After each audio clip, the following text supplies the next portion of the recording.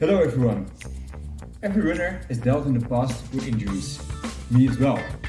I've had horrible injuries like runner's knee, plantar fasciitis, Achilles problems, blisters, the list goes on, the list goes on. So, looking at my 2021 and 2022 training record, you can see a big difference. There is not so much injury issues in 2022, actually none. I have not been injured until the last bit of 2021 until now, so more than a year. And I was a lot injured during 2021. Of course, I was a novice runner and I also went out of the door sprinting and we did maybe too much mileage, but still, there's a big difference. At the end of the video, I will show you what I do different last year without having injury problems and the previous years. Luckily, I haven't dealt with shin splints or stress fractures in the past, but I had my fair deal of injuries before. Well, let's look at my previous injury record.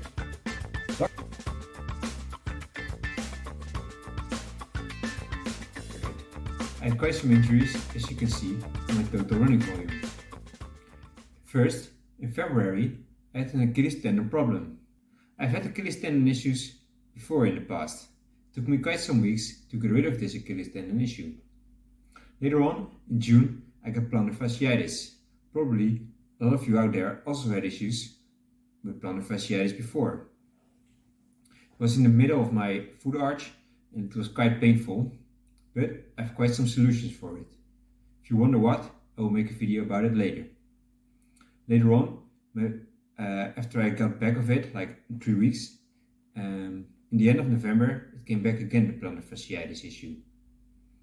It's hard to get rid of this injury, mainly because the irritation is not gone after a few weeks. So, and you have to get your running volume up gradually again.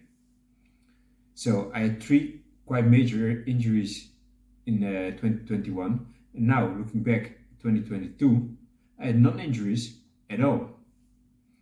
How did I get rid of all my injury problems?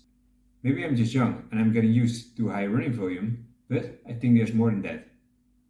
If you want to know how I got rid of, for example, Achilles tendinopathy or plantar fasciitis, I will make another video about it, but feel free to ask down in the comments. In general, I don't stick long with an injury. In general, because in the early stage, I start to really bring my running volume down. Maybe do some cross training like cycling instead. Next, I also make a plan directly with my physio how to overcome this injury.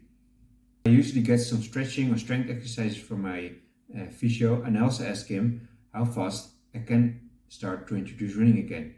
Generally, we start with some shorter intervals or some shorter runs to get back into it. So how did I stay injury-free in 2022? Let's dive in on my experiences and some tips how I avoided the injuries in the last year until now. Well, first I started to do some strength training consistently at my local track club. It's more fun to do it in a group and also more varied. Most of the time our aerobic capacity is already more developed than the joints and ligaments. So when we start to crank up our volume, we get into troubles with our muscles and most of the time get issues or injuries involved in muscles or ligaments.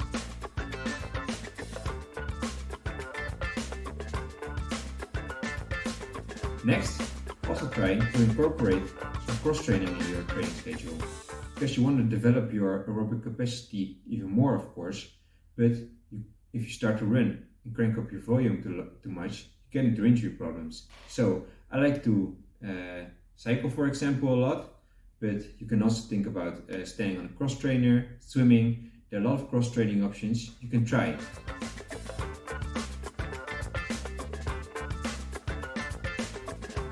And last, it takes a lot of time, in my experience, to get used to running a high volume. So therefore, I would also suggest you don't crank up your running volume every week. Me, for example, I only crank up my running volume or increase my running volume once every training block. And I never increase every week my training volume, for example. I try to stick to a consistent volume. When I get used to the running volume I'm running at, after a training period of 2 to 3 months, the next training block or training period, and increase each 2 or 3 weeks the total training volume a bit more. So it would look like this graph instead of this graph. I hope this video was helpful to you runners out there to stay injury free in the future. Remind consistency is key, and also keep enjoying your runs. If you have any questions about this video, drop them down below in the comments. It would be nice if you hit the subscribe button as well. See you on the next video. And if you still go out there today, have fun and get on the run.